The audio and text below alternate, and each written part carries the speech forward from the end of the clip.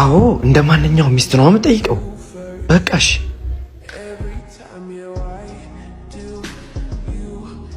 እንድናወራ ፈልጌ ነበር። እንችላለን። ምንድን ነው? ድሮ ቢሆን የምፈልገውን ነገር ሳጠይቀኝ ነበር የምታመጣልኝ። ከቀን ወደ ቀን ትሻሻላለህ ብዬ እየጠበቅኩ ነው። አንተ ግን አሁንም ያው ነህ። አሁን ጓደኞቹ የሚይዙትን ስልክ ተመልከት፣ አይፎን 17። የእኔ ስልክስ? ትንሽ ታገሽኝ፣ የምትፈልጊው ነገር ሁሉ አሟላልሻለሁ አላልኩኝም? ትንሽ ታገሽኝ። በአንተ ቃል ብቻ እኮ ይኸው ሀብታም ሆንኩኝ። ቃል ብቻ? ወይስ ገንዘብህን ሌላ የምታጠፋበት መንገድ አለ?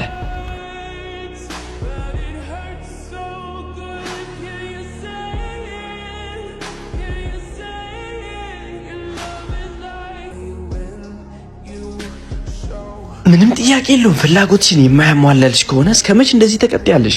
በቃ ፍቺው። ፍቺ? ጓደኛዬ፣ አንቺ ቆንጂዬ ወጣት ሴት ነሽ። ማንንም ወንድ አንበርክከሽ መምጣት ትችያለሽ። ጊዜሽን አታባክኝ።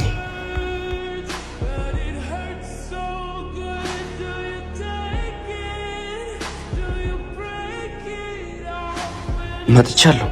ከዚህ በኋላ አብቅቷል። ፍቺ እፈልጋለሁ።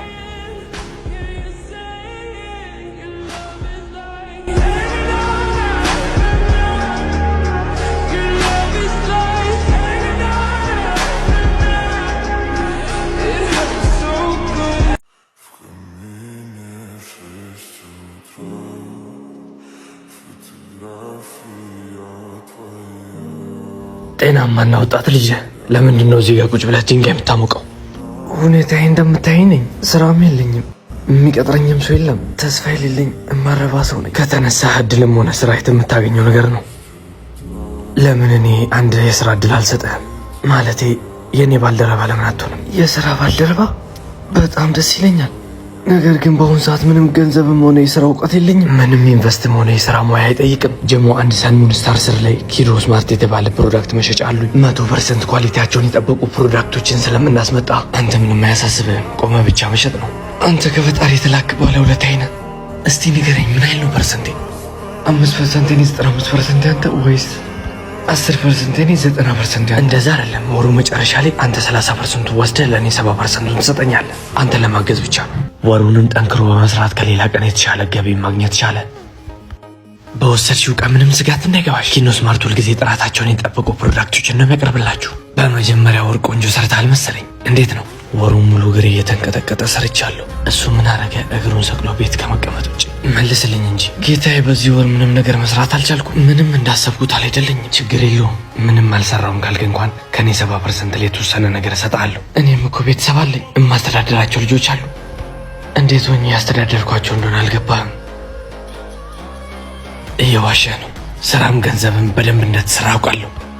ከዛ ድንጋይ ላይ አንስቼ ለአንተ የስራ ድል በመስጠቴ ጥፋተኝነት ሆኖ የተሰማኝ ነው። ሌላ የስራ ባልደረባ መፈለግ ሳይኖርብኝ አይቀርም። ጌታዬ፣ በጣም ይቅርታ አድርግልኝ። ከመዝገብግብ የተነሳ ነው። ሁሉም ነገር ያንተ ነው።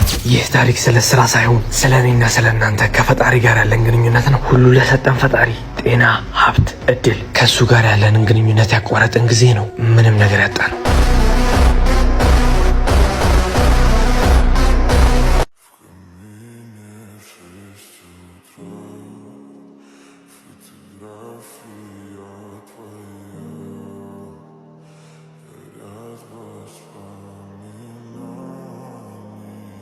ምንድን ነው 9 ሲባዛ በ10? 90 እኮ ነው። 91? ይህንን ነው አሁን ጂኒየስ አስተማሪ ነው ብሎ የቀጠሩት። ምናልባት በተማረበት መንገድ ልክ ሊሆን ይችላል። እውነታው ግን 9 ጥያቄዎችን በስትክክል ሰርቻለሁ። ስለዛ ግን ማንም ያደነቀ ወይም ስለሱ ያወራ ሰው አልነበረም አይደል? ነገር ግን አንዲትን ስህተት ስለሰራው ሁላችሁ ነበር የተሳለቃችሁብኝ። ይሄ የማህበረሰባችን ኑሮ ነው።